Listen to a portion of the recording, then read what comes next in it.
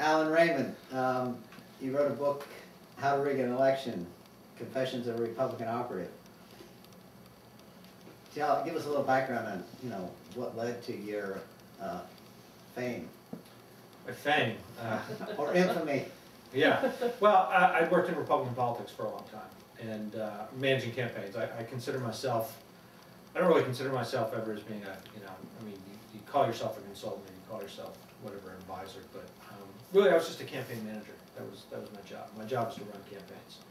And then when I kind of hung my own shingle, my job was to, advise campaigns, and really it was more simple than that.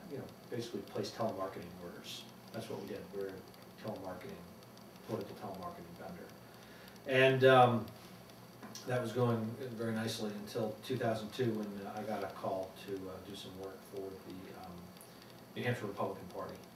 And that call came from a former colleague of mine who was working at the RNC. And as we all know, the job was the infamous phone jamming, and so that led to my infamy, I guess. So in the book, you seem to indicate that they, rather than use the Republican Black Ops company DCI to do this dirty work, they called you as kind of a guinea pig? Well, that's, I mean, a lot of that has to be subjective because I don't know. I mean, there's some things I don't know, and I'm very honest and forthright and candid in the book about what I don't know, and I'm also very candid about what I do. And so I think that's part of the, what makes the book good. I wrote the book in the mindset that I had to be candid or else it wouldn't work. And the only way to be candid is, and as you know, because you've read the book, I'm hardest on myself in the book. I mean, a lot of people, I've seen some reviews online saying I point fingers, but I really don't. I mean, if I point a finger at myself. Anyway, so that's the mindset in which the book is written.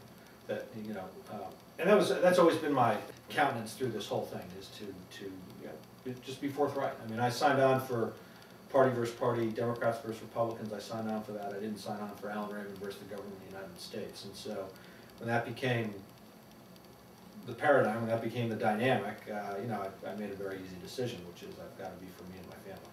So why they chose me, why Jim Tobin chose me, I can't speak to that. You're going to have to answer that, and you can ask him, and I'm sure he won't answer. But for a long time, I resisted the idea, although my attorney and my wife insisted that this was what they thought and that this was the case, which was, I was in fact, as you kind of put it, the guinea pig. I just resisted that idea for a long time. It just didn't seem to me that that could be the case. But I do think that there's some of that. I think and by that is, it's kind of like, get Mikey to, let's see if Mikey will do it.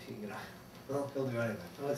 Was it that, or was it that they were using you to see if it worked, and then if it worked, that they would probably maybe put it under the DCI banner and have them do it nationally? I can't speak to DCI. I mean, DCI is not involved in this case, to my knowledge. So I just want to be very clear. Yeah, except that they made the calls, right? Well, the only way that they're involved tangentially is that Jim Tobin worked for DCI. Yeah. But to my knowledge, and again, I try to be very fair to everybody, and to be fair, I have no knowledge of DCI being involved.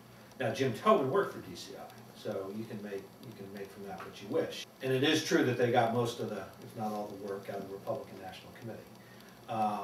However, it's not like DCI called me and asked me to do the work. Right. And again, but these, the devil's in the details, and so it's always important to be fair to everybody, and I tried particularly hard to make sure I do that in the book. But again, what I was saying was the notion put forward by my attorney was really, look at this thing. You need to understand that they were probably trying to get you to kind of do the beta test. Yeah. And if the beta test was successful, they may have kind of rolled it out in a larger platform. But again, that's subjective. It's got a speculation, that's opinion, and that's never been proven in a court of law. Now, there's been some questions about where the money came from, the 15.6 or whatever it was. Yeah. Can you cover? I just don't know. I mean, I'll tell you what I do know. I mean, and this is where this is kind of where the rubber meets the road. I used to work at the RNC. In fact, I worked at the RNC in the same position that Jim Tobin was working when he called me. And in fact, we had worked together. What was that job title? It's commonly known as regional political director. When you get a call from someone like that, it's not just some guy giving you a call or an ex-colleague. I mean, they have a platform. They are the agent for whatever committee they're working for. And in Jim's case at the time, that was the Republican National Committee and the National Republican Senatorial Committee. And so, and I having worked at both committees actually in the same position, I know the process. The process is, no program sees the light of day, particularly if it's an unusual program as this was.